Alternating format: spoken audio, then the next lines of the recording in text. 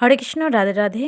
কাল ছিল 23শে ফেব্রুয়ারি, আর বাংলায় জানি না। তারপরে দেখো সব কিছুটা মায়েদের হরি মন্দিরের দিন ধরে ছিল। মা সংকল্প করতে বসে গেছে, সব কিছু আয়োজন রেডি ছিল। তারপরে এসে যা বাবন ঠাকুর রেডি করার জন্য তার রেডি হয়ে গেছে, মায়ের সংকল্প সম্পূর্ণ হয়ে গেছে। তারপরে হোম যে হয়, হোমের আয়োজন হচ্ছে। এই হোমের আয়োজনের পরে কিছুটা, তারপরে আমাদের বেশি কেউ ছিল না। বেশি কেউ বলতে আমার মায়েদের, আমি, আমার মা আর আমার ঠাকুমা, আমরা এই তিনজনেই ছিলাম।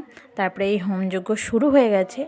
আর আমার মায়েদের প্রতি বছরের এই নিয়মে, মানে ফাল্গুন মাসের একটা তিথি অনুযায়ী দিন ধরা হয়, সেই দিনটাকেই প্রতি বছর মানতে হয়।